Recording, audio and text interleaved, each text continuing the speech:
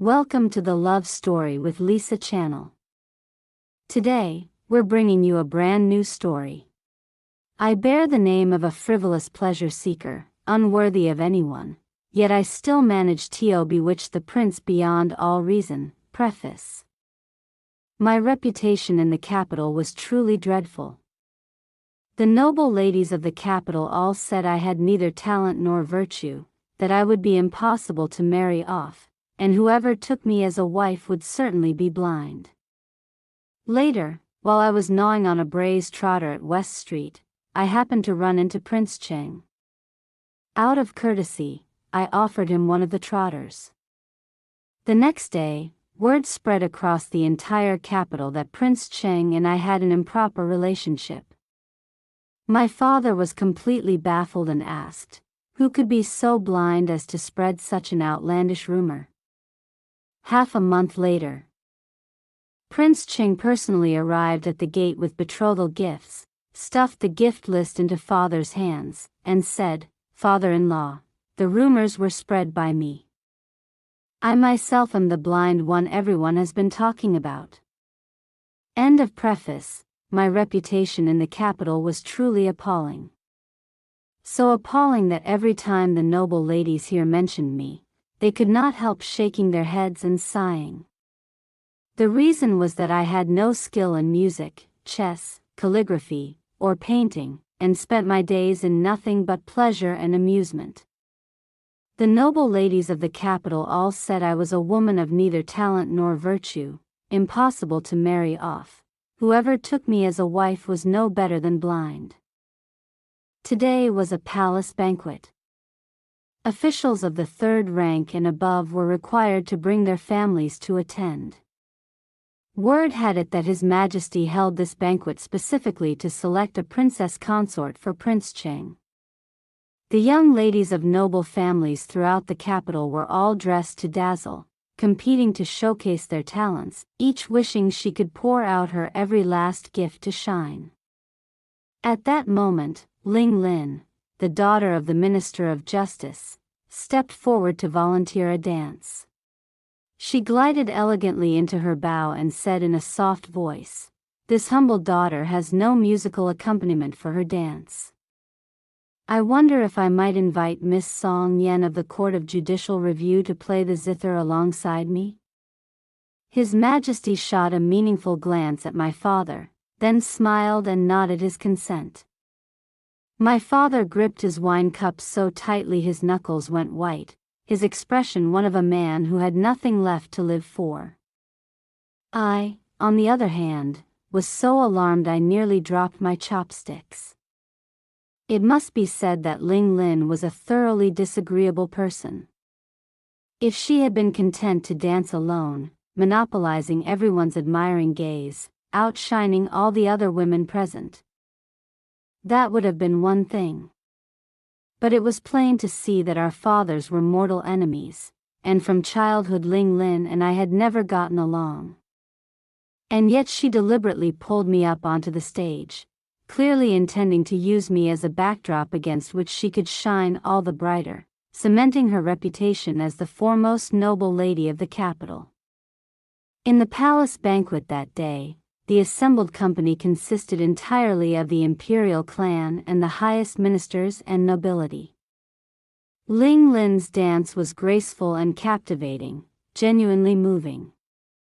My zither playing, on the other hand, was clumsy and stumbling, and when the notes rang out they sounded like demonic torture. I heard that everyone present had to grit their teeth, grimace, and endure it to the bitter end.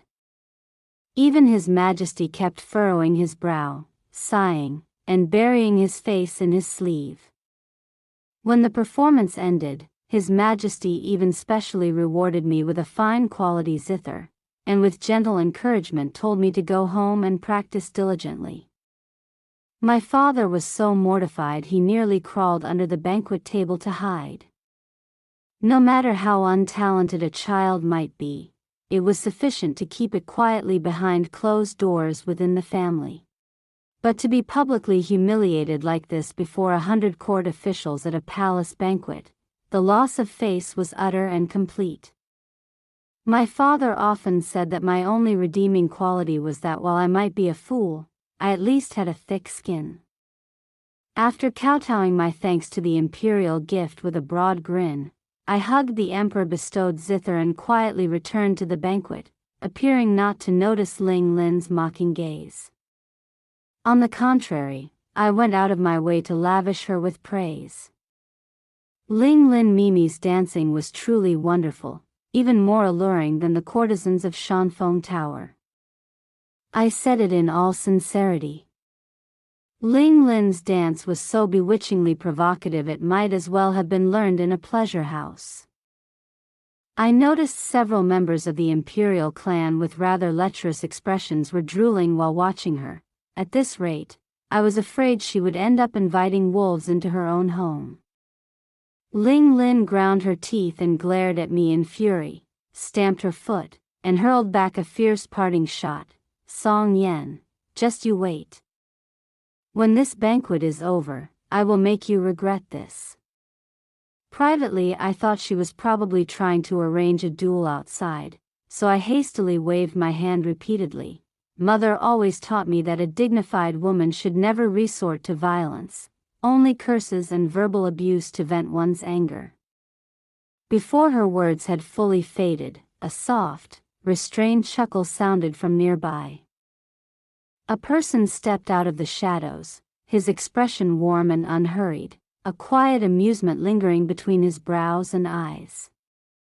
He wore a long robe embroidered with coiling dragons in silver thread. His features were refined and elegant, and his bearing naturally carried an air of composed authority. Ling Lin's face bloomed into a smile. She twisted her slender waist gracefully and curtsied. "Your Highness, Prince Cheng." I too, holding the zither in my arms, followed her lead and bent in a bow. Prince Cheng Yixian had difficulty hiding the smile tugging at the corner of his lips and gave a slight cough. Ahem. I seemed to have interrupted the conversation of two young ladies. Ling Lin immediately spoke in her most honeyed voice. "It is we who have been rude, presuming on your Highness's presence." I silently rolled my eyes. Ling Lin truly had a gift for performance. Just a moment ago she had been glaring at me as though she wanted to devour me alive. In the blink of an eye she had become as yielding as a willow branch in the wind, her expression changing faster than one could turn the page of a book. Perhaps noticing that I was standing stiffly in place, Prince Cheng turned toward me and said gently, "Miss Song Yan, this prince heard the melody you just played, and thought it carried a certain flavor reminiscent of Fusang music." The Fusang style used only 3 strings, its tones low, mournful, and eerie, not unlike the wailing heard at a funeral. Ling Lin let out a startled laugh, quickly bit down hard on her lip, leaving clear tooth marks, and forced herself to suppress it in order to maintain the image of a virtuous young lady. That shameless man. Of course I only dared curse him silently in my heart. Afterward, Prince Cheng's teasing remarks toward me were embroidered and spread everywhere by Ling Lin's notoriously loose lips. At the banquet table, the ministers whispered to one another, and gossip traveled in all directions. Everyone was saying that the root cause of my father's family misfortunes was his misguided choice of wife.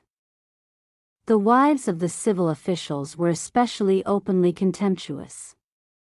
They said my mother had not been born into a proper noble family, and naturally could not raise a daughter of true refinement. She had only known how to take her daughter to cockfights and dog shows, living for pleasure without any thought for the future. There were also not a few who hid their envy behind snide remarks. They said my mother was the daughter of a maidservant, and to have married into the household of a man as celebrated as my father, the top scholar who had placed first in all 3 examinations of his era, she must surely have used shameless and unspeakable means. There were even crueler rumors claiming that my father had been given a meow poison by my mother, which was why he was so utterly devoted and obedient to her. My mother's temperament was as warm and ardent as fire. She conducted herself nothing like the timid, cautious noble ladies of the capital. She always expressed her feelings for my father directly and openly, never concealing them. My father, by nature, was quiet and rarely smiled or laughed, but every time he looked at my mother, his eyes always held an unmistakably deep and tender affection. After my mother died of illness, my father placed all of that tenderness before her spirit tablet. He refused to remarry and would take no concubines, becoming known throughout the capital as the most devoted of men. The banquet ended, and my father walked out with a flushed face. He was grieved that even in death my mother could find no rest, but was being dragged out as a topic of mockery. If not for being at a palace banquet, I think that even with his gentle scholarly temperament, my father might have rolled up his sleeves and gotten into a brawl. After returning home, father cited poor health as an excuse to request leave. He who had never missed a single court session in all his years suddenly stayed away for 3 consecutive days. Only then did His Majesty realize his cruel joke had gone too far. He immediately bestowed upon my father an abundance of precious medicines and even personally dispatched an imperial physician to the mansion to examine him. Only after this did my father consent to let go of his anger. Word had it that after the banquet, His Majesty appeared very pleased with the daughter of the Minister of Justice. Throughout the capital, rumors began to circulate that Ling Lin was very likely to become Prince Cheng's princess consort. Early one morning I had left the mansion and was on West Street, gnawing with great vigor on a braised pig trotter. Aunt Chen's braised trotters had long been celebrated as the finest delicacy on West Street. The trotters were braised until so tender they practically melted in the mouth the moment you took a bite. When I was small, my mother used to bring me here often. I still remembered how the two of us would each hold a trotter and eat with such absorbed delight that we forgot all about appearances. My mother was a free-spirited person who had never constrained herself to the conventions of the capital's noble circles. Every time we came here, she would order 3 large trotters. I would eat 1, and she would eat 2. One could say my mother lived her whole life by whim and on her own terms. While the daughters of other families spent their days and nights laboring over feminine arts and accomplishments, hoping to one day marry well and manage a household, my mother believed that if all that learning was only meant to please others, it was better not to learn it at all. And so she taught me only one principle: how to live in a way that pleased myself. My mother's way of life was so different from the norm that she inevitably found herself shunned by the other noble ladies. Invitations to tea parties and poetry gatherings had never once arrived at our door, not even summons for matchmaking. My mother paid no attention to this, just gave a cool smile and said, "Those are all pointless, hollow social exercises. Different paths, different minds. There is no point forcing oneself to fit in." She also said that even if one went, it was only to serve as a pawn in someone else's game. A cannon pawn ought to know its place, conceal itself and conserve its energy. That was the wisest strategy. The more ordinary we appeared, the more invisible we would be to others, and our household would remain safe and undisturbed. Mother would say she had once dreamed that father was framed by a villain, and the Song family fell to ruin. Not wanting her dream to come true, she advocated raising me with a relaxed hand, and always advised father to keep a low profile and refrain from competing for advantage. When necessary, it was even better to resign from office resolutely and find a way to retreat in order to preserve his life. My mother was far-sighted and reliable, even more trustworthy than my father. It was only a pity that by revealing too many heavenly secrets, she was penalized by the will of heaven, and departed this world far too young. I had originally purposely fasted from early morning to save room, and in one breath devoured 2 large trotters. 2 more still sat on the plate, those I had specially ordered to take home as an offering to my mother, so that she too could satisfy her cravings beneath the 9 springs. I told Aunt Chen to add 2 more, 1 more for myself to eat my fill, and the other to take home for father. Just at that moment, a shadowy figure unexpectedly swept aside his outer robe and sat down across from me. His eyes were brimming with amusement, still the same as before, quite a fine appetite. I hastily set down the trotter, wiped the grease from my mouth with my sleeve, and awkwardly stood to pay my respects. "Your Highness, Prince Cheng."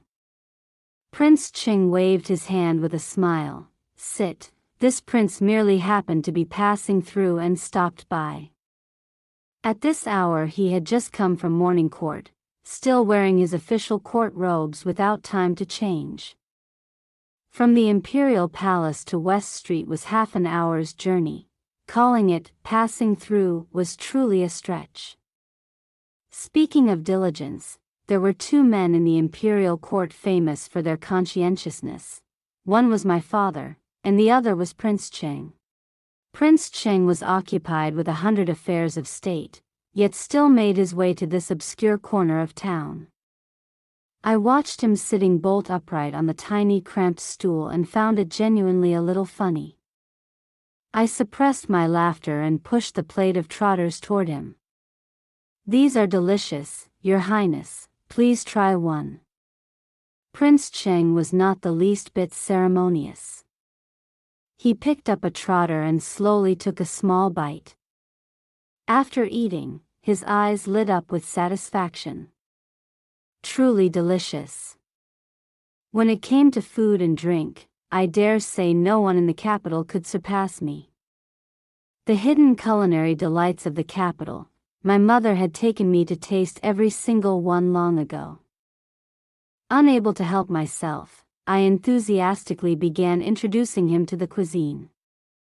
Aunt Chen's braised trotters, not only were the ingredients fresh, but the appearance, fragrance, and taste were all superb. Every half-month I absolutely had to eat 2 of them, otherwise I would toss and turn at night, too ravenous to sleep. Prince Cheng also ate without the slightest ceremony, lifting the trotter and eating with great relish. Nothing like a man standing on his dignity before an outsider. Thinking how the imperial household had always maintained strict decorum in all behavior and conduct, never allowing a single lapse in dignified bearing, I privately guessed that he had probably never had a chance to eat with such freedom and comfort as this. When finished, Prince Cheng wiped his hands clean with a brocade handkerchief and offered his praise. Aunt Chen's skills are genuinely no less than those of the imperial chef in the palace. Hearing this, I immediately puffed up my chest, beaming with pride, as if the glory were somehow shared with me personally. That goes without saying. The corner of Prince Cheng's mouth curved gently upward. The smile that played in his eyes was faint yet strangely captivating. If I were to borrow words from the romantic storybooks I had been reading lately, only 2 characters would suffice to describe it: enchanting. Now I could begin to understand why Ling Lin had spent years painstakingly cultivating her poise and talents, all hoping to one day be married to Prince Cheng. After all, among the handsome men of the capital, the imperial family claimed the largest share, and Prince Cheng stood at the very top. Fortunately, my old weakness for beauty had long since been cured. Otherwise I feared even I might not be able to keep my composure before him. Thank you to Miss Song Yen for treating this prince to such delicious food today. Another day this prince will treat you in return. Prince Cheng stood and said with sincerity. I privately thought, how could I dare hope for that, but outwardly still made a proper bow, smiling, "as long as your highness enjoyed it." Prince Ching seemed reluctant to leave. I was uncertain, turning over ideas in my mind, not knowing what to say to continue the conversation without losing propriety. Just then, a guard came forward and whispered something in his ear, and Prince Ching hastily took his leave. "Aunt Shen, my trotters, are they wrapped up yet?" Hearing the call, Aunt Shen handed up the bag. I paid cheerfully, picked up the bag, and prepared to head home. Looking up, I caught a glimpse of someone at a nearby street corner, secretly watching in my direction. Perhaps startled at being caught, the person turned and fled, vanishing without a trace. I didn't give it much thought, just bounced and strolled back to the mansion. A few days later, it was the birthday celebration of Grand Tutor Lu, and father took me to attend the banquet. "Song Yan, you're here." The person who spoke was Lu Xiaohua, the Grand Tutor's niece and my closest girlfriend. I winked at her. "Xiaohua, I just bought a copy of The Secret Chronicles of Dalam. Once I finish reading it, I'll lend it to you." Lu Xiaohua and I shared a passion for romantic storybooks and often recommended our favorites to each other. "Never mind that for now." Lu Xiaohua grabbed my hand, smiling with an air of mysterious mischief. "There's recently been a rumor that you and Prince Cheng are secretly engaged. Tell me everything. What exactly happened?" "Oh my." I let out a sigh. This was just wild, hurtful gossip. Because of this rumor, my father had acquired 2 more white hairs. I didn't know who the busybody was, but they had gone and spread the story of me and Prince Ching gnawing on trotters together at West Street everywhere they could. And with each retelling it grew more embellished, until finally it had become Prince Ching specially skipping court to accompany me in eating trotters. And from there it was further elaborated into, Prince Ching admired Miss Song Yan of the Court of Judicial Review and wished to make her his princess consort. Father had only been able to sigh after hearing it, wondering aloud who could be so blind as to conjure up something so preposterous. I put on an innocent face. "I've not only lost a trotter, I've also lost my reputation. Whom can I even go to for justice?" Father grew increasingly puzzled, and sternly warned me, "Yenner, don't be deceived by Prince Cheng's handsome looks. His mind runs as deep as the dark of a cat's belly. You are simply no match for him. Court politics are complicated, and even if I explained at length, you would have difficulty understanding. Just remember one thing clearly, you must absolutely not develop feelings for Prince Cheng, and must never allow yourself to become a chess piece in his hands without even realizing it." My father was exceptionally skilled at reading people. The pity was that he understood everyone except his own daughter. Honestly speaking, I was not that foolish. Lu Xiaohua also wholeheartedly agreed with my father's words. She said, "Prince Cheng is truly not the kind of man to whom one can entrust one's whole life.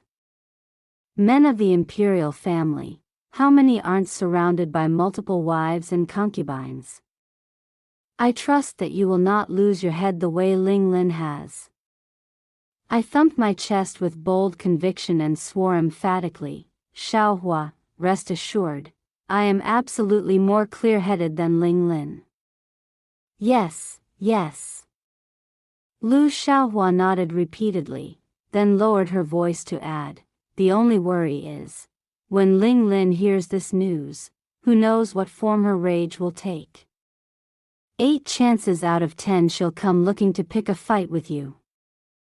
Before the words were out of her mouth, I saw Ling Lin dressed in garish finery, face furious, making her way toward me. The rumor of a secret romance between me and Prince Cheng was already blazing through the entire capital like wildfire. Ling Lin let out a cold snort, her voice laced with venom. You must have deliberately spread this rumor to attract Prince Cheng's attention. Even if I could believe you're brazen enough to approach him yourself, the idea that Prince Cheng actually noticed you? Only if he were blind. Lu Xiaohua was infuriated and immediately folded her arms to retort, Oh? Are you jealous? I'd say you'd better give up your hopes right now. Even if Prince Cheng were blind, he still wouldn't look twice at you. I was at a loss for words. And could only ask, are you both actually cursing Prince Cheng to be blind? Ling Lin shot me a look sharp as a blade. Song Yan, don't get too pleased with yourself.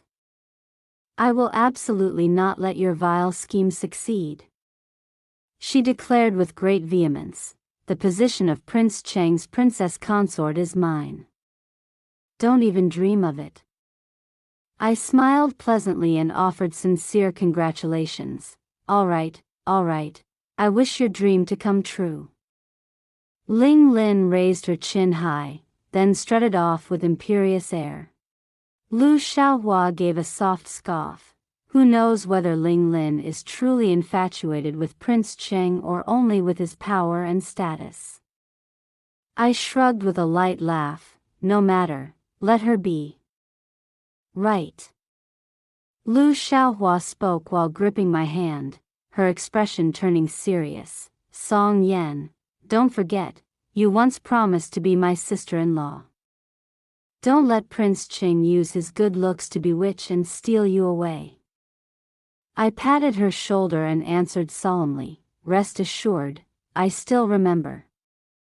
Just waiting for Brother Fenghua to return from his campaign.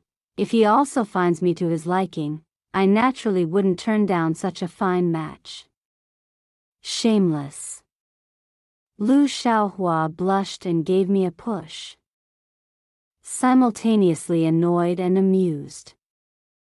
I laughed and took her arm, saying cheerfully, If I had a brother, I would definitely marry you off to be his wife, absolutely not let that frivolous good-for-nothing Feng Yuan take advantage.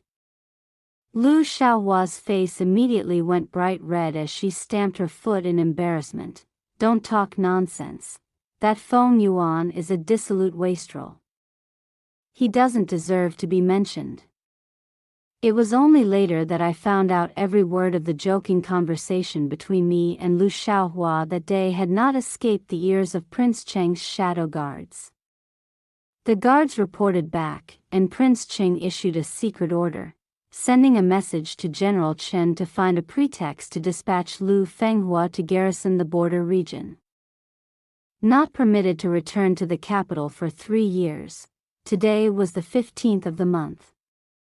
I went out of the city to the sleeping Buddha temple to offer incense for my mother, to light a long burning lamp, and also to pray for blessings for my father. Unexpectedly, the moment I arrived, I happened upon Prince Cheng and Ling Lin in a private meeting. Not a romantic tryst, merely a meeting. I hid behind a large, dense-leafed ginkgo tree. The broad trunk was thick enough to conceal my small figure. I simply poked my head out and watched the spectacle with open and righteous curiosity. Ling Lin's coy, coaxing voice drifted over. Xiangij, Mimi especially asked for a peace amulet to wish you a happy birthday and everything going your way. Oh, it had slipped my mind. Today was Prince Cheng Yixian's birthday. All I heard was Prince Cheng's cold reply, Miss Ling need not go to this trouble. A young lady of your status making a secret private gift. If word of this were to get out, I am afraid it would damage your reputation. In future Miss Ling should be more careful and not repeat such an impulsive gesture. Ling Lin's face fell. She clenched her handkerchief tight. And finally could no longer hold back. Xiangij, why are you willing to sit and talk with Song Yan but won't accept even a little goodwill from me? My feelings toward you, can it be you truly don't know? Gidge, we were once so close. Why have you grown so cold and distant now? In my heart I quietly marveled. Ling Lin was truly risking everything this time. This level of courageous pursuit of love was genuinely admirable. If only she wouldn't turn around and use me as a weapon while she was at it. Prince Ching gave her a slight downward glance, his voice flat and unhurried. This prince only remembers that when concubine Yun fell from favor, the Ling household rushed to sever all ties.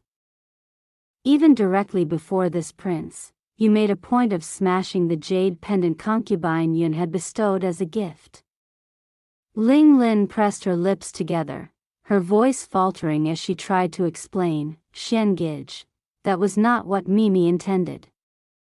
Mimi was forced into it. Prince Ching replied coolly, go back and tell Minister Ling, having made that choice then, there is no longer any qualification to make new choices now. The Ling family's former glories did not come easily. If you continue to entangle yourself here, don't blame this prince for being ruthless. Having said this, he coldly strode past her without leaving the slightest trace of sentiment.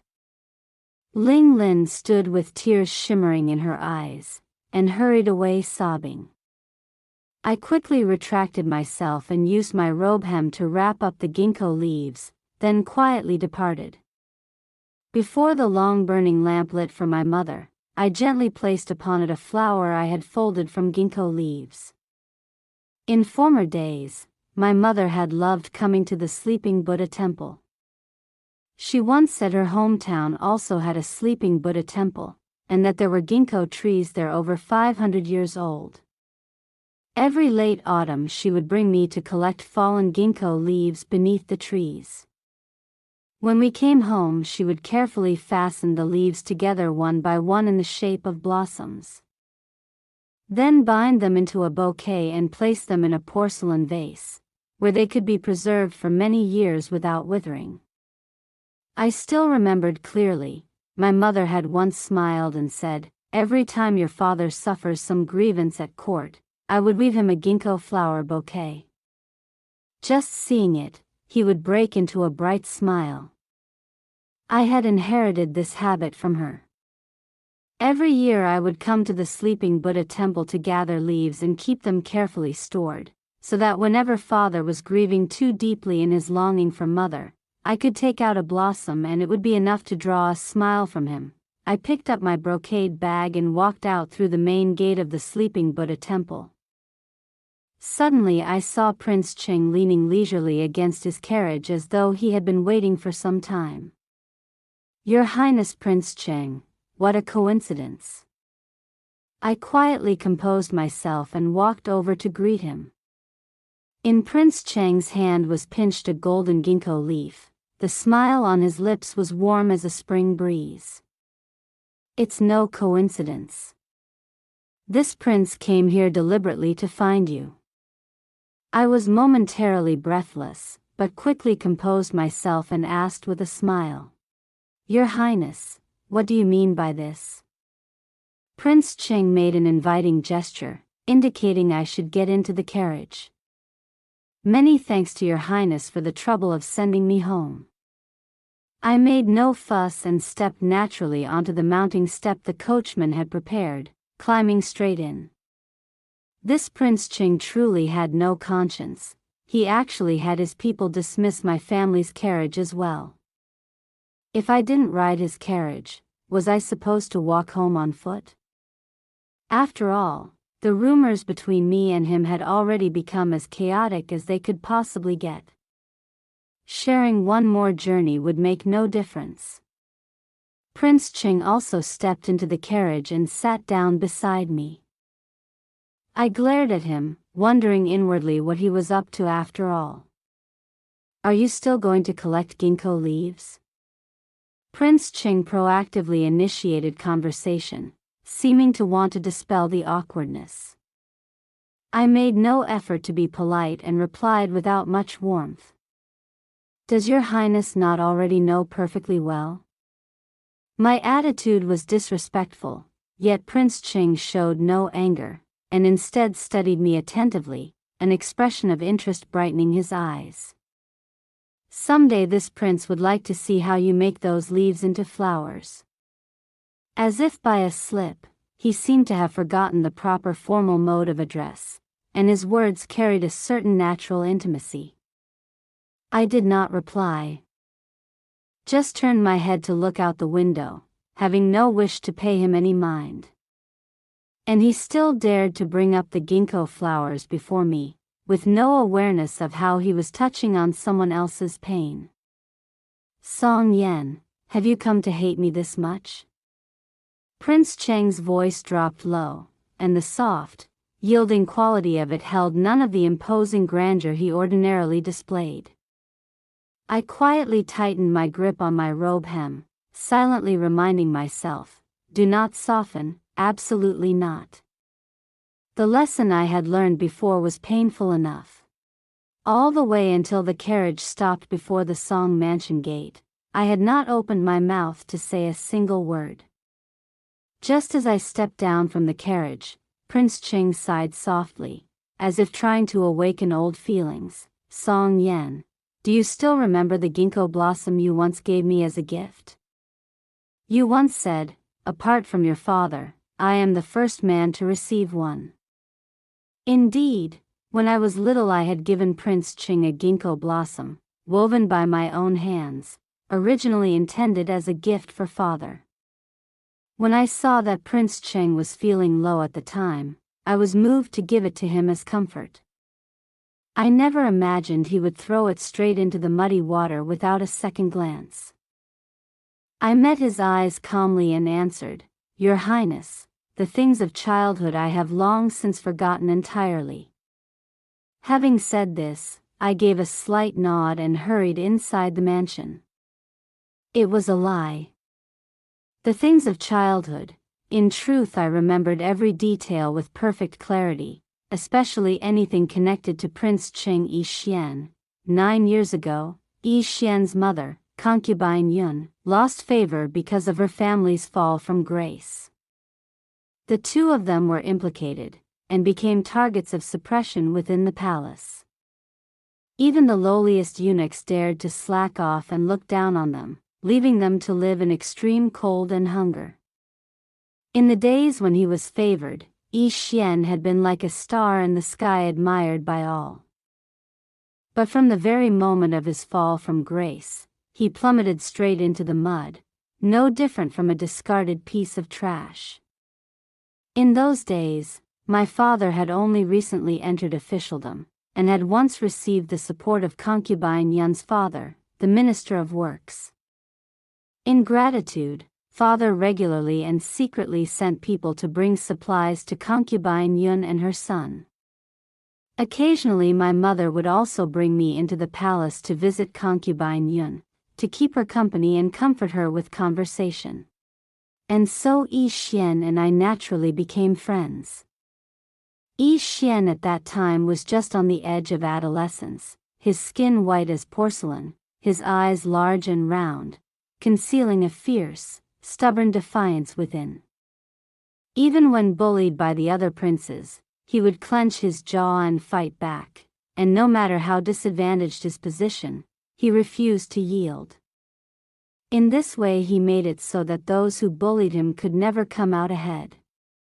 Once, over the matter of concubine Yun's food and daily provisions, Yi Xian quarreled with the supervising eunuch.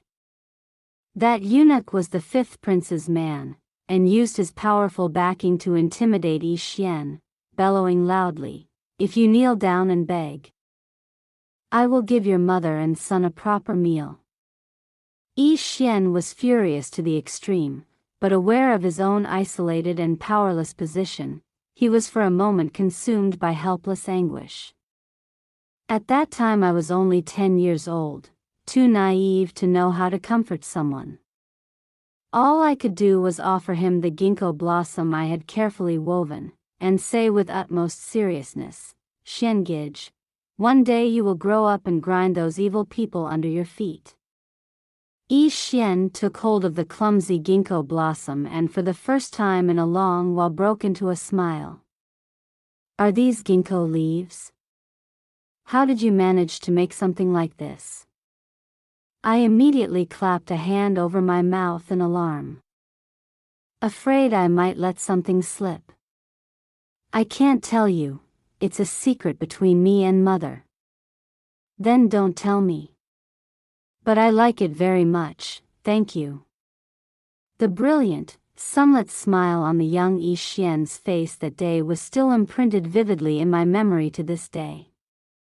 That evening I secretly whispered to Mother, Mother, I think Yi Xianji is even more beautiful looking than Father.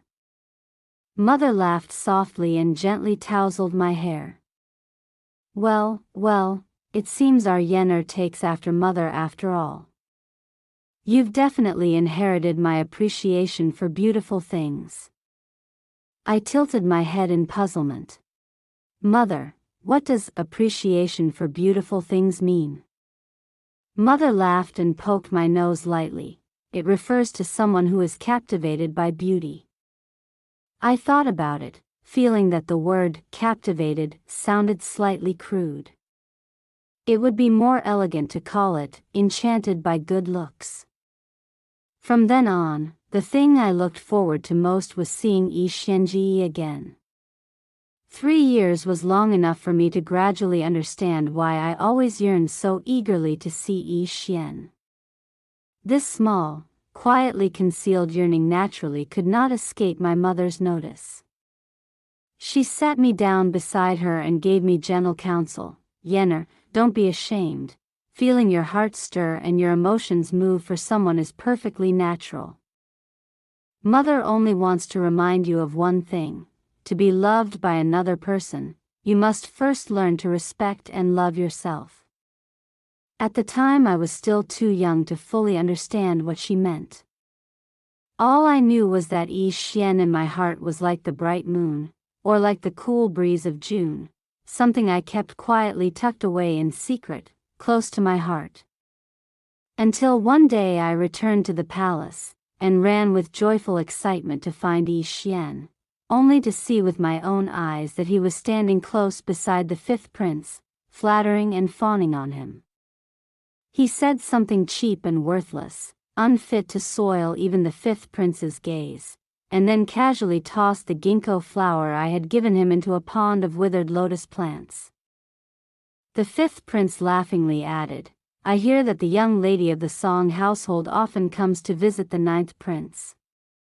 The Song family is currently riding high at court. If the 9th prince knows how to make the most of such an opportunity, his advancement will be assured in the future. Yi Xian's voice was arrogant and contemptuous. You mean Song Yan? She's just a reckless little girl, hardly worth mentioning at a proper gathering. He laughed coldly, adding with lofty disdain, 5th brother, no matter what, I am of imperial blood. How could I ever marry someone who cannot even compare to a maidservant in the Prime Minister's household? That's right, when it comes to elegance in the capital, nothing surpasses the Prime Minister's household. Even the maidservants there are versed in music, chess, calligraphy, and painting. It was at that moment that I truly understood. It turned out that to admire someone, if that admiration was not sincerely returned, the only outcome was heartbreak. Only a love like that between my mother and father, both people genuinely reaching toward each other, could blossom into sweet joy. Otherwise one was only gnawing on pain that reached to the very marrow. From that point on, I never set foot in the imperial palace again, and never met Yi Xian face to face. Then discord broke out between my mother and paternal grandfather. Grandfather refused to let mother continue frequenting the imperial palace, fearing that the family would be branded as part of concubine Yun's faction. That winter mother fell gravely ill. I stayed home day and night to keep her company through her convalescence. From then on, Yi Xian and I lost all contact completely. Occasionally I would hear father mention news about him, how concubine Yun had regained imperial favor, how he was granted the title of prince at such a young age and had established his own princely household. Because of his own status and rank, father took the initiative to maintain a distance, and from that point severed all connection. In the years that followed, I only caught glimpses of Yi Xian from afar at palace banquets a few times. Sometimes when passing by Prince Cheng's mansion, would deliberately take a detour, quietly going around. I still remembered with great clarity, in my mother's final moments, she gently stroked my hair and said slowly, "Yenner, that young Yi Xian has great ambition. He is not the kind of man to whom one can entrust one's whole life. You must absolutely not let yourself fall deeply for him." I smiled a bitter smile and whispered back, "Mother, I know." How could I not know? In Yi Xian's eyes when he faced the fifth prince that year, there had been no longer only resentment and hatred, there was also a hidden calculation and scheming intelligence. He was not wrong. He only wanted to secure a better life for his mother. It was just that the shape of the boy I once kept in my heart, that defiant young figure, was someone I no longer wished to hold on to. That morning I proactively sought out my father. "Father, I want to look for a husband." After Lu Xiaohua told me that her brother Feng Hua would still be garrisoning the border for another 3 years before he could return to the capital, I had quietly made up my mind. I had to find a husband quickly. My father was no less astonished than when he had first heard the rumors about me and Prince Cheng. He reached out and felt my forehead with his hand, asking in puzzlement, "No fever? Then why are you talking nonsense?" I replied with some exasperation, "Father, I'm not joking." Father retracted his hand, muttering, "I see, so you do know your own worth after all. You understand you'll be difficult to marry off in the traditional way, so you're thinking about a husband who would move into our family instead. Well, whoever I take in as a son-in-law, I suppose it's all the same to me." Seeing me adopt an attitude of complete indifference, father pondered for a long while and then gave a quiet sigh. "It seems you already know, and I've been wondering how to bring it up with you." "Know what?" I tilted my head to ask. Father lowered his voice. "Prince Cheng, he is about to take a wife." He stole a sideways glance at me, as if worried I would find it hard to accept. This morning at court, he expressed his intention to take a principal wife. All the court nobles immediately buzzed with excitement, each secretly wishing they could rush their daughters' portraits to Prince Cheng's mansion that very instant. I was momentarily stunned for only the briefest of moments, then very quickly composed my expression. Father looked at me with puzzlement. "Can it be that because he wants to take a wife, you've given up on your idea of finding a husband?" I murmured, even accidentally slipping into my mother's hometown dialect in surprise. "Oh, why would what he does about taking a wife have anything to do with me looking for a husband?" In truth, I had known nothing about this at all. It was just a coincidence. Father gave a huff. "Thinking it over, that young Yi Xian fellow is probably about to be dazzled with choices." I laughed and showed no particular concern, setting it aside. "Father, you'd be better off worrying about your daughter's own lifelong happiness." I said wistfully that it had been hard enough to find someone who seemed right. It was a pity that Feng Huaji still had 3 years before he could return to the capital. Perhaps I should just wait 3 years for him. Father said nothing further but gave me a firm knock on the head. "Don't go ruining the life of that Lu boy. In the future he will certainly be in theft and reach the highest ranks. How can someone like you be allowed to hold him back?" I pouted and complained softly, "Father, are you really my birth father?" Father let out a long sigh. Lamenting sorrowfully, and with eyes that saw clearly, he looked at me, his expression one of resigned helplessness. Jenner, in time you will come to understand that most choices in this life come with regrets. But the rest of what Father wanted to say, he did not continue. And I had no desire to think so deeply into it. Having to calculate every advantage and disadvantage into the distant future was truly exhausting.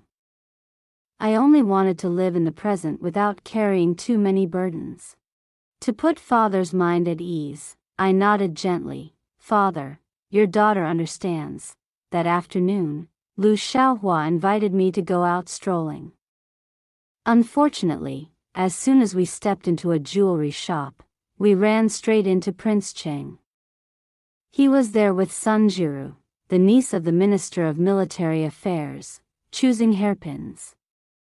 Lu Xiaohua and I made our bows. Prince Cheng waved his hand lightly. No need for formality, carry on as you please. We had no choice but to remain stiffly in the jewelry shop.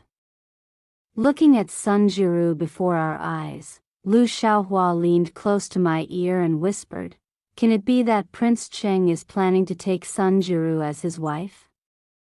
I pretended not to hear and focused intently on choosing the hairpin I liked. Picking up a jade hairpin, I asked Lu Xiaohua, "Xiaohua, is this one pretty?" Lu Xiaohua nodded, "Very pretty. But what happened to the hairpin you had before?" "I gave it away," I replied casually. The event had happened not long before.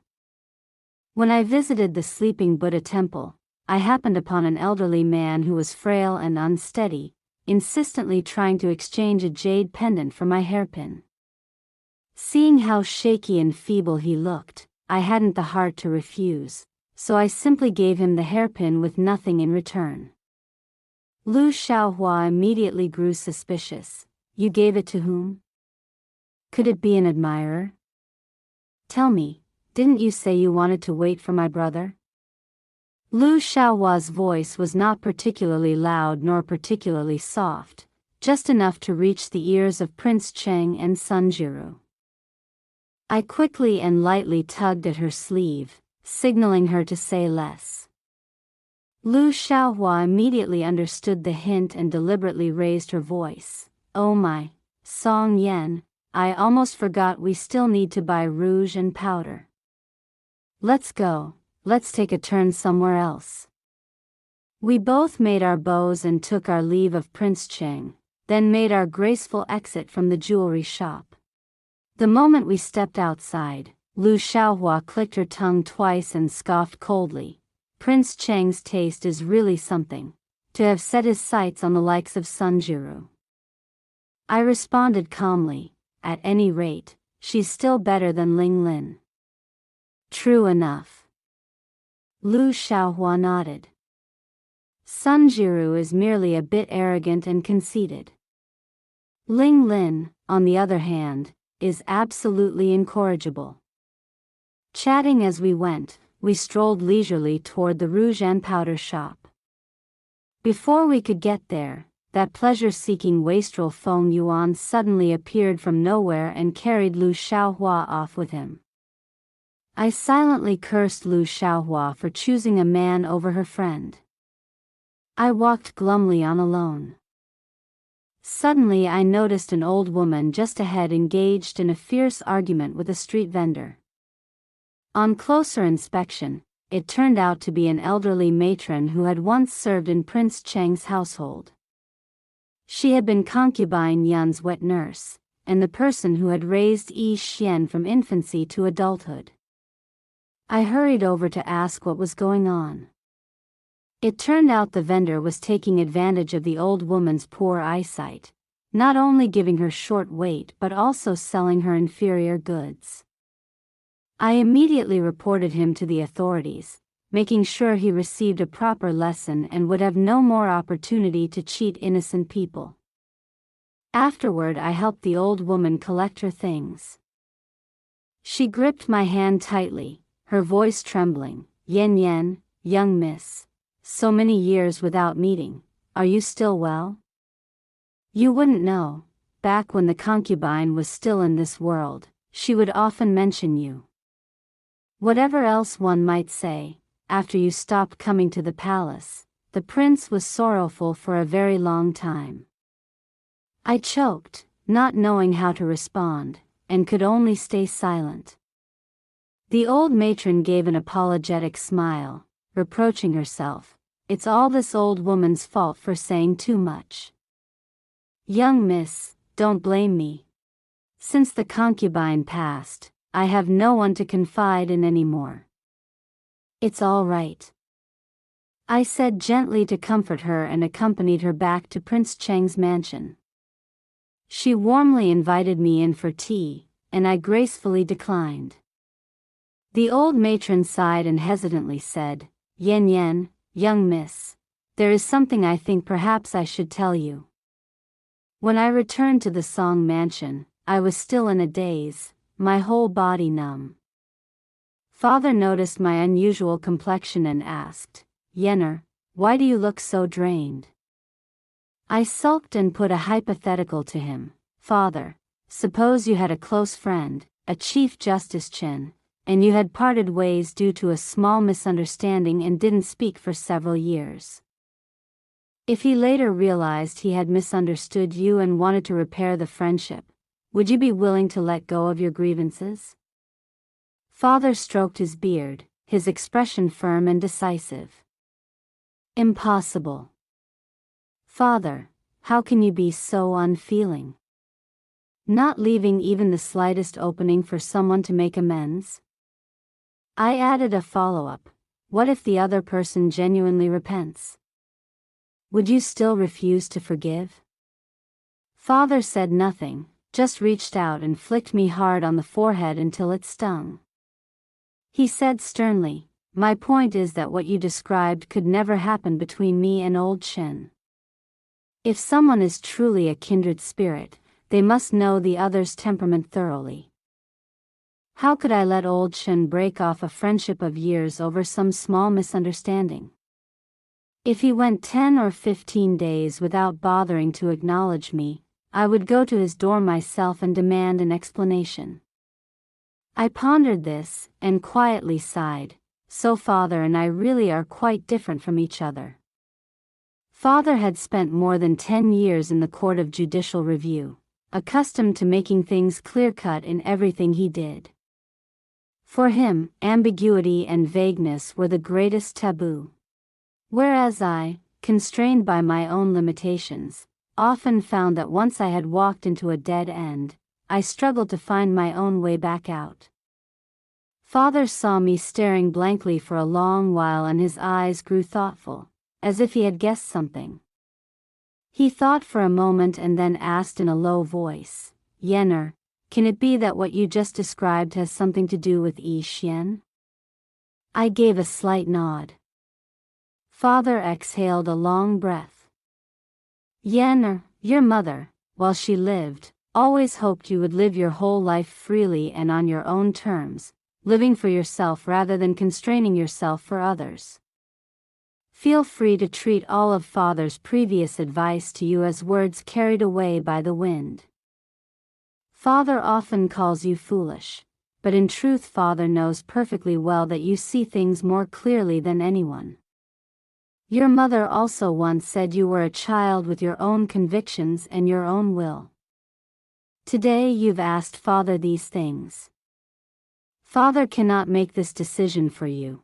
He can only remind you of one thing: look into your own heart. What is it that you truly want? Can you stand by and watch Yi Xian take another woman as his wife? Having said this, Father dropped the subject, gathered his sleeves, and returned to the study to continue handling official matters. I sat in contemplation. Could I really stand by and watch Yi Xian take another woman as his wife?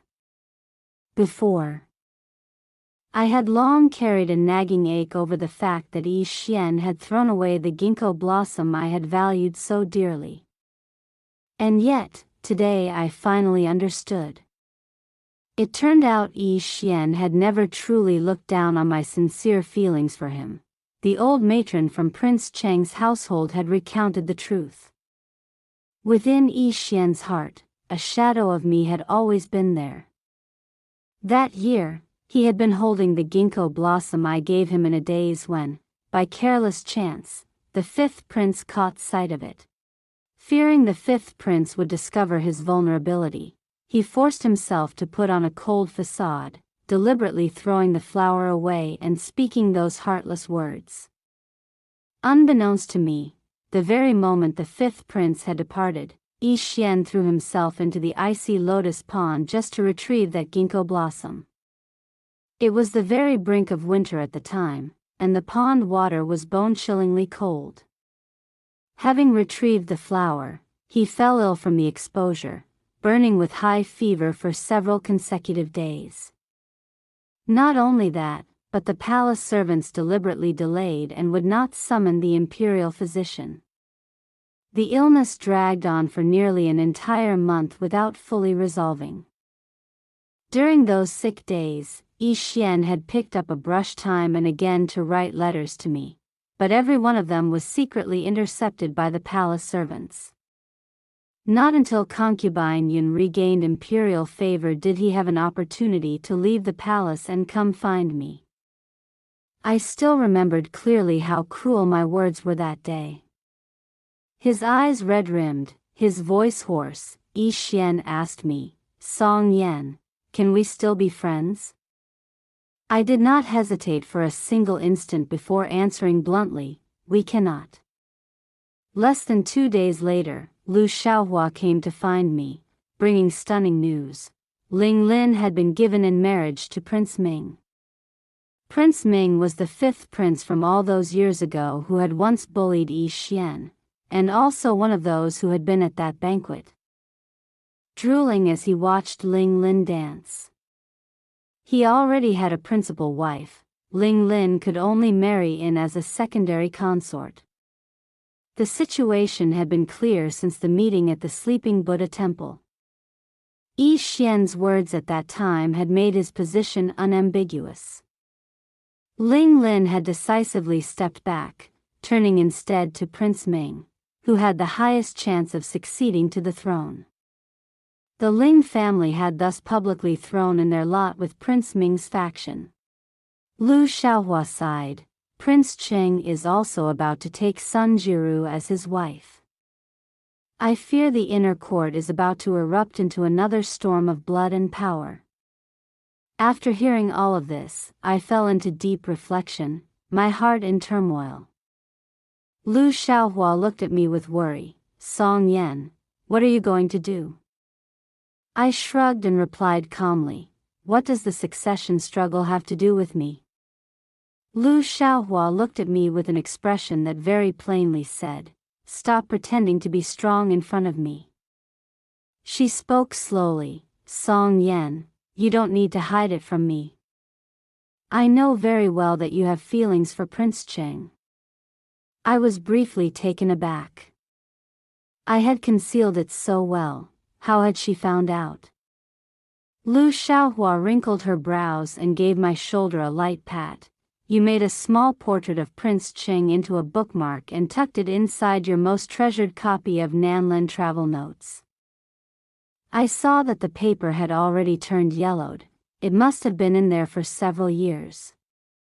Lu Xiaohua paused and then continued, "Song Yan, you are completely different from Ling Lin." She stopped, unable to bring herself to say more, and simply pulled me into a tight embrace. "Song Yan, there is something I've never told you. All these years when you have managed to find rare books at the Yuan bookshop, it wasn't just luck. I always wondered, the books I spent every coin I had and still couldn't buy, how did you get them so easily?" Lu Xiaohua paused and then said softly, "It was only much later that Feng Yuan told me. He had seen Prince Cheng visiting that bookshop multiple times." I went still as stone. It was Yi Xian. Lu Xiaohua gave a quiet sigh. Song Yan, of all people I know you the best. Once you have made up your mind about something, you will never change it. Speaking honestly, I don't agree with you marrying Prince Cheng, yet I also hope you can marry the person you truly love. That may sound contradictory, but it is the sincere truth I want to say. Whatever decision you make, I will stand by your side. Looking at her gentle expression, a warmth suddenly welled up inside me. Xiaohua, you are so good to me. Lu Xiaohua smiled, her voice slightly choked. Song Yan, you are even better. That evening when father returned to the mansion, I casually asked a few questions about Ling Lin's situation. Father replied in a detached tone, the Ling family's chess move here is truly vicious. The succession struggle has already reached the emperor's ears. At a time like this they should be keeping a low profile and avoiding controversy, yet they rush to marry off their daughter. This is no different from bringing disaster upon themselves. Father went on to admire the Minister of Military Affairs Tong, calling him a seasoned and cunning operator. Prince Cheng had publicly gone shopping with the Tong family's young miss. This naturally made Minister Tong suspicious. So that morning at court, Tong had only ventured a distant nod to Prince Cheng, not daring to exchange a single word with him, let alone broach the topic of a marriage alliance. That afternoon, Tong had hastily made a public announcement that his niece was already promised to someone else, completely washing his hands of Prince Cheng to silence any gossip. Father stroked the beard beneath his chin. Musing further, I've been observing that young Yi Xian, he showed not the slightest sign of anger. On the contrary, he sought me out for a pleasant little chat. Father narrowed his eyes, turning things over in his mind. Could it be he's already planning to make a move against the Song family? After lunch, I immediately left the mansion and walked over to wave at the person who had been lurking on the street across from the Song mansion. The person glanced around furtively, then pointed to himself with a questioning look. Yes, exactly you. I stood with folded arms and watched him put on his act. Today he had disguised himself as a small beggar with a limp, shuffling along dragging his feet. I looked at him with cold eyes and couldn't help but scoff. No need to keep pretending. I know you are Prince Cheng's shadow guard. Miss, you've mistaken someone. He bowed his head anxiously and denied it energetically. I strode decisively forward and coolly exposed him. Before you were playing the fish seller, and just 2 days later you've become a beggar? Remember next time not to let that particular scar on the back of your hand show. The man frantically raised his hand to cover the telltale scar. I got straight to the point and lowered my voice to give instructions. Pass a message to Yi Xian and tell him I've arranged to meet him at the hour of Wei, beneath the ginkgo tree at the Sleeping Buddha temple. The moment these words were out, the shadow guard tucked up his feet and ran, a movement so familiar that I recognized him immediately as the same person who had secretly watched me on West Street that day. Over the years, Yi Xian had dispatched no small number of shadow guards to patrol covertly around the Song mansion, and we had all pretended not to know a thing. Once, my mother had insisted on having a barbecue right there in the mansion courtyard. She piled on far too much charcoal, and smoke billowed everywhere, so thick and acrid that both father and I were coughing uncontrollably. Mother fanned the smoke with a fan, turning the entire courtyard into a haze of dense, choking fumes. Suddenly, a street vendor carrying a tray of glazed sugar skewers leaped straight over the outer wall. He cried out, "Where's the fire?" Then saw my mother sitting by the charcoal stove and immediately stood there, frozen in embarrassment, staring at us blankly. I'm sorry to have disturbed you." He bowed in apology, then whooshed over the wall and was gone. Mother watched his retreating figure with an expression full of regret. "Why run off so fast? You could at least have left me a few sugar haws before leaving." I stared blankly after the disappearing figure. "Mother, wasn't that the sugar haw seller from out front? How does he know lightness kung fu?" Father heaved a long sigh. "Times are hard. Selling sugar haws beats the uncertain life of a wandering martial arts teacher." After that, the sugar haw seller was no longer seen. In his place appeared a fortune teller of remarkable martial ability stationed across from the Song Mansion. That fortune teller had once charged inside to help catch a thief for them. And then, one by one, more came, vegetable sellers and fish mongers, each one quick and alert, with skills far beyond the ordinary. Even Father had begun to grow suspicious. If this bunch had bothered to take the imperial martial examinations, they would surely have passed long ago and earned official titles. No need to be loitering about the marketplace like this. Mother only gave a mysterious smile and said, "Don't think too deeply on it. Just remember one thing: whenever the Song family was in danger, these people always showed up faster than even the household guards." Beneath the ginkgo tree at the Sleeping Buddha temple, a figure in a dark blue-gray robe stood with head bowed, carefully picking up fallen leaves one by one. He had half lifted the hem of his robe, his hands constantly sweeping aside layers of fallen leaves on the ground. Both the hem of his robe and his embroidered shoes were already streaked with mud. "Yi Xian," I couldn't help but call out to him softly. Yi Xian raised his head. His eyes were bright as starlight, and his voice could not conceal his elation. "Song Yen, you're here." I was suddenly overcome with emotion, and stood there quietly, just watching him in silence, momentarily unable to find words to speak. I wanted to say, "Yi Xian, I'm sorry. All this time I was the one who had wrongly blamed you." I also wanted to say, "When you came to find me and told me to give you 5 years, though my mouth refused, my heart had already silently agreed." What I most yearned to blurt out was, "Yi Xian, please don't marry someone else." Yi Xian stepped quickly toward me and gathered me into a sudden, urgent embrace. He lowered his voice as if afraid of startling me into crying harder. "Song Yen, don't cry. I'm the one who was wrong. I shouldn't have sent people to watch over the Song Mansion.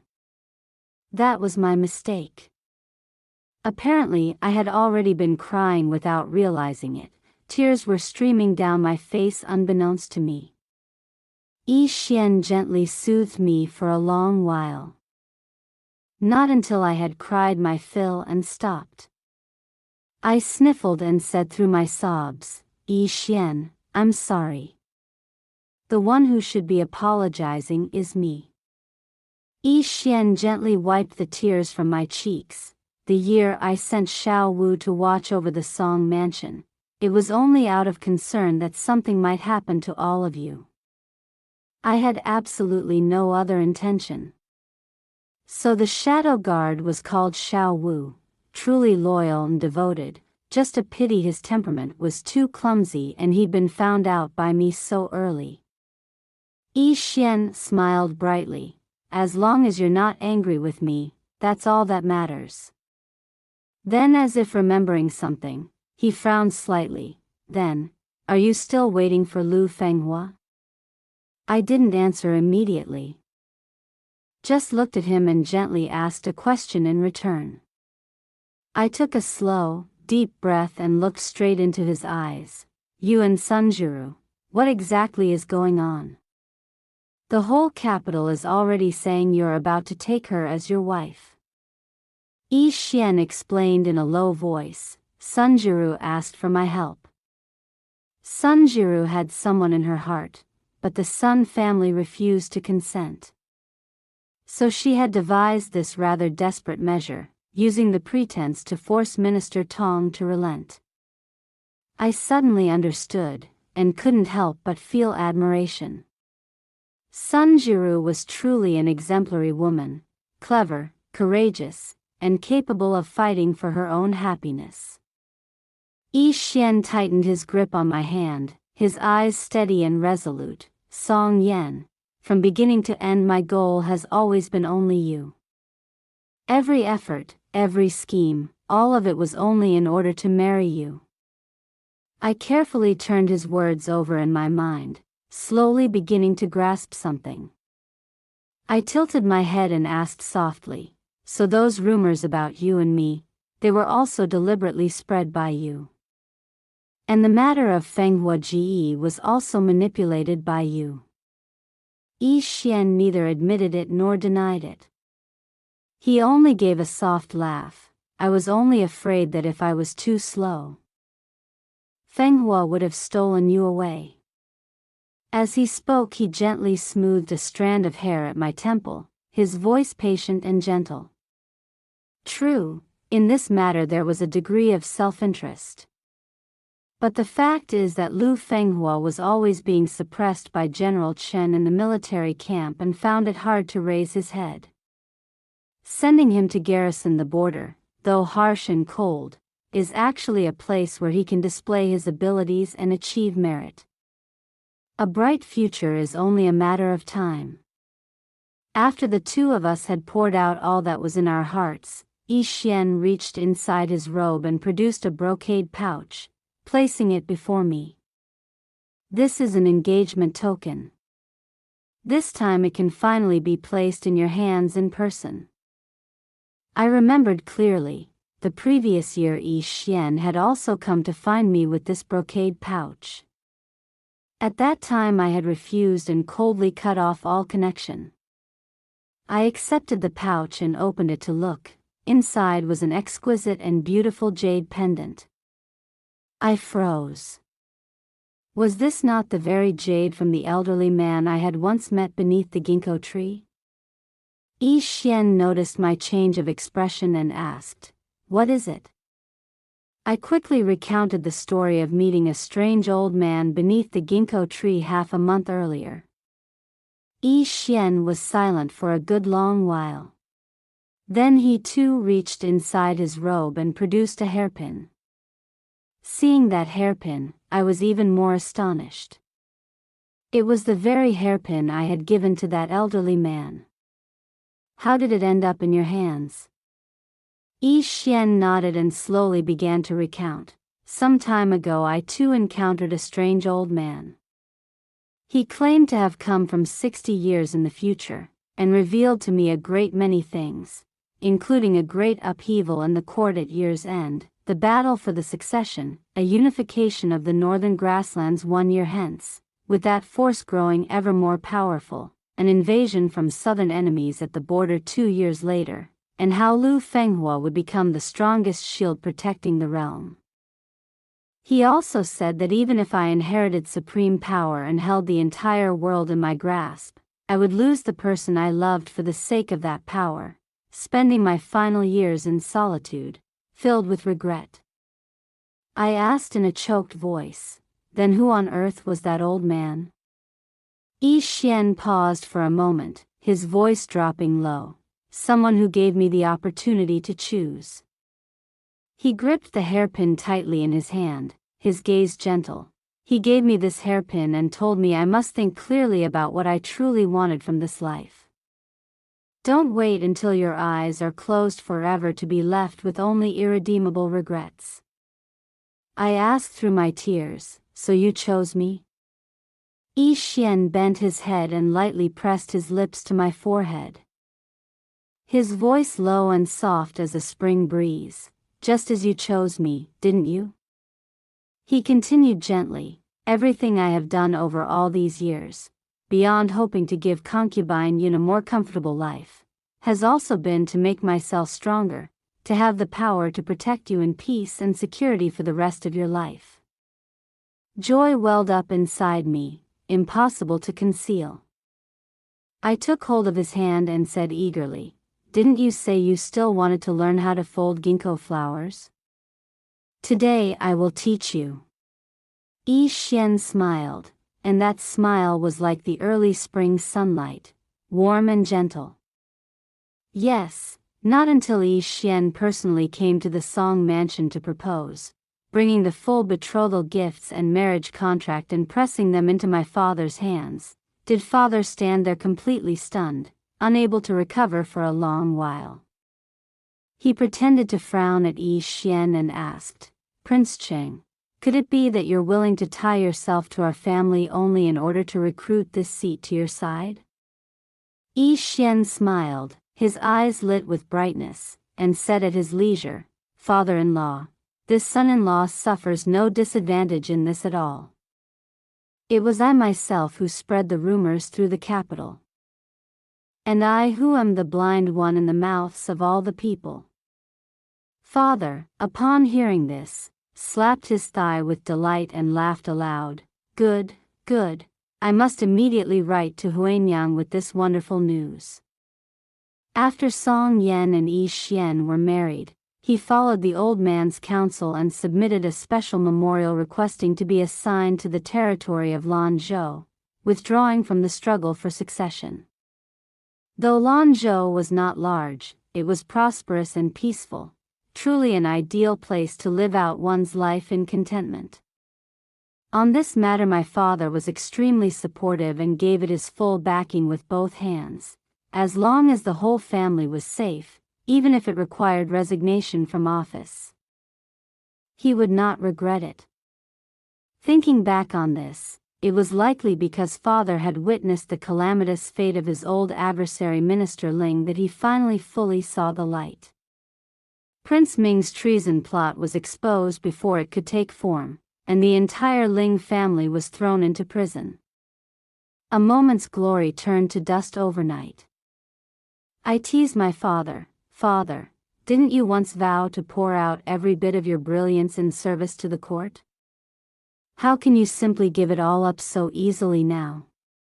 Father stroked his beard and laughed heartily. "Even this old man is tired now. Besides, old Shen has also been relocated to Lanzhou. There's nothing particularly interesting left at court anymore.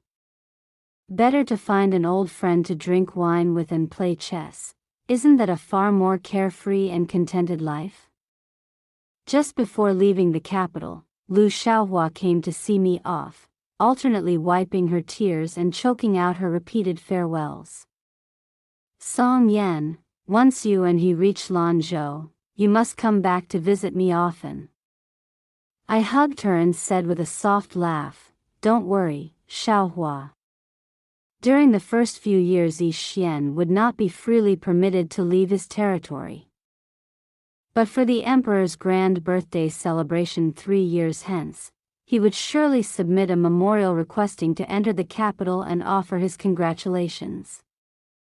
During that time, I'll write to you often, and send Lanzhou specialties back home. I've heard that place has all manner of rare and delicious foods. Lu Xiaohua laughed and cried at the same time, scolding fondly, "Wherever you go, all you ever think about is food." After bidding farewell to Lu Xiaohua, our procession set out in grand formation, heading straight for Lanzhou. All along the road, Yi Xian kept my hand firmly in his and never let go. He said cheerfully, "I've heard that Lanzhou has a kind of stinky tofu that's absolutely sublime. Once we arrive I'll take you there to try it." I nodded with great anticipation, yes. End of main text. Epilogue. Yi Xian's perspective in old age. I was an old and lonely emperor. Every time I recalled Song Yan, my heart was flooded with regret.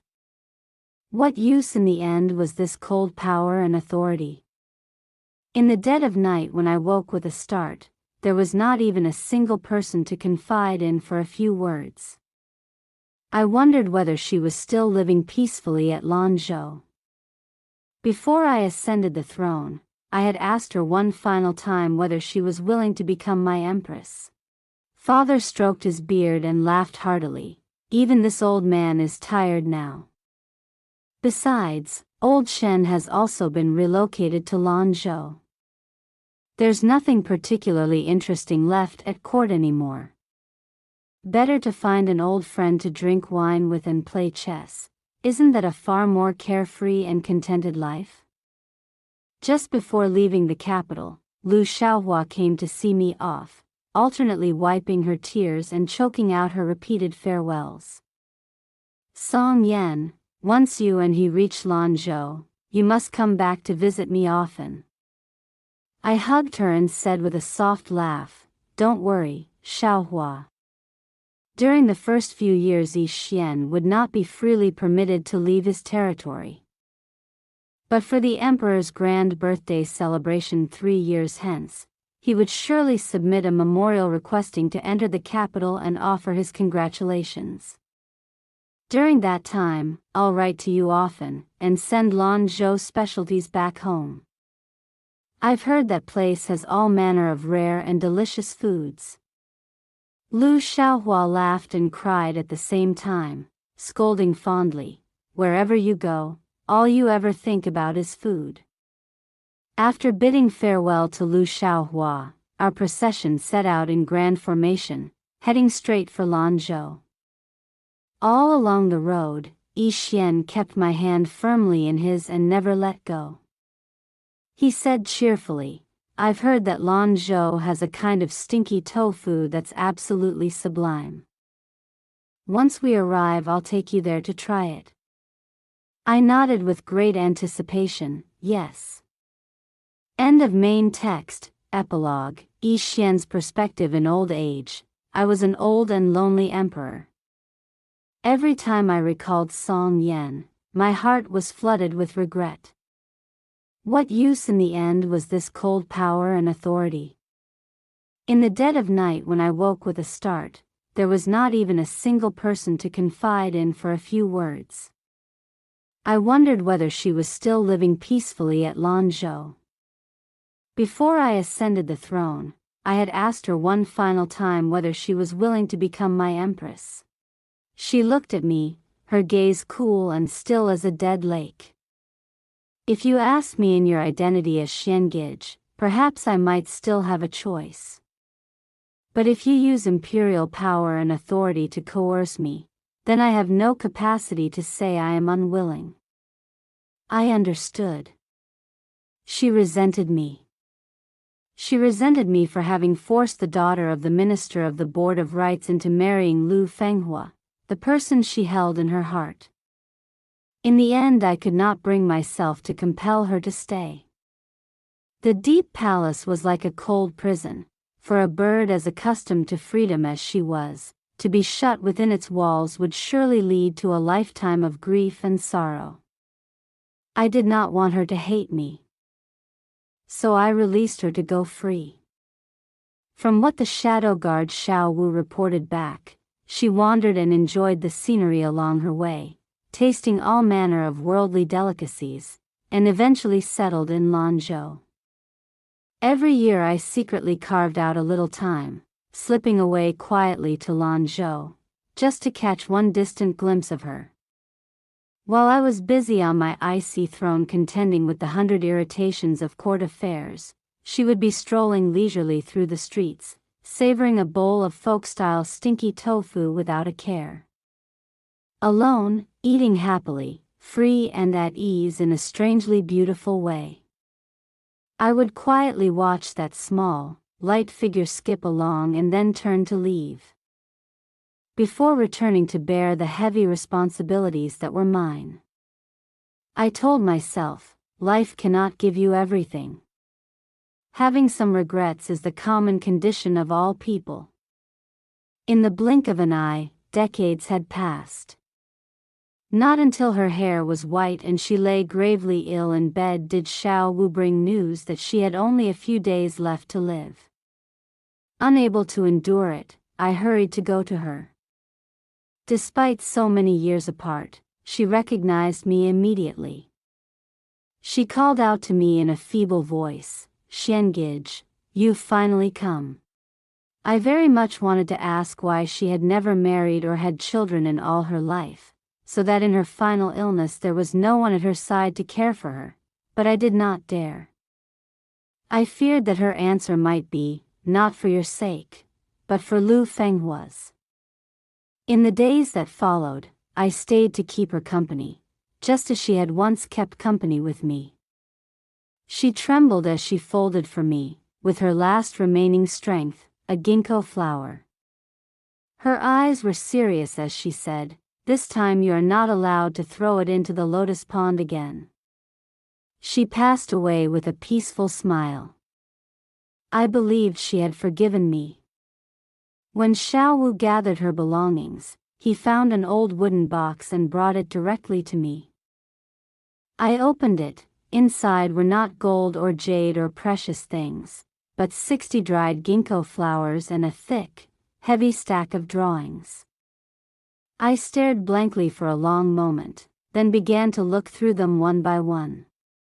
Picture after picture, all portraits of me. 60 pictures, one for each year. No wonder that despite the years eroding my face, she was still able to recognize me in an instant. It turned out she had always been waiting for me. It was only a pity I had understood too late.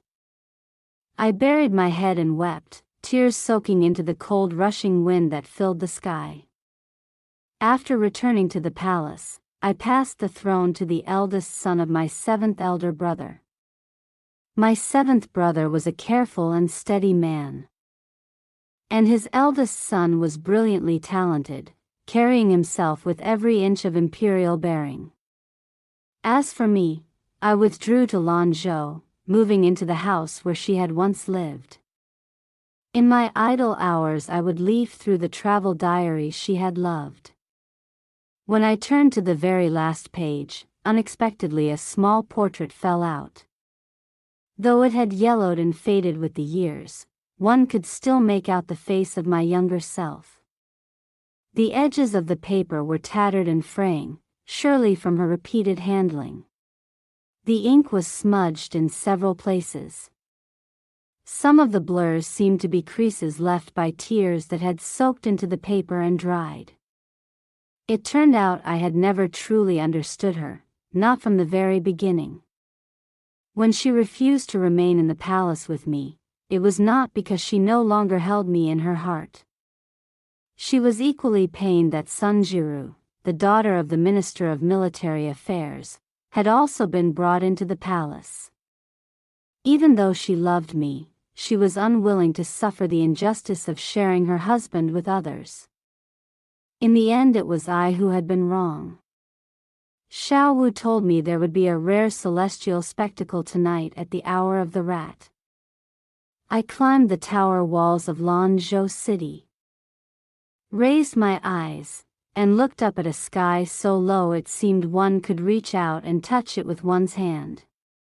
In the darkness, meteors fell like rain, their shimmering light interlacing like a shattered Milky Way spilling across the heavens. I gazed silently for a long while, then clasped my hands together and made a wish, that if I could do it all over again, I would never fail her. That night as I drifted towards sleep, I dreamed I was standing beneath the ginkgo tree at the sleeping Buddha temple. From far away, a graceful young woman walked toward me. She was just as she had been, 16 years of youth in full bloom, her face radiant and bright as winter sunshine. Perhaps heaven also took pity on me, and so had given me this chance, bringing me back 60 years into the past. Song Yan, this time I will counsel that young Yi Xian to make a different choice. I beg you to give him one more chance. The end. If you enjoyed the story, don't forget to like and subscribe to Love Stories with Lisa for more stories. Thank you so much.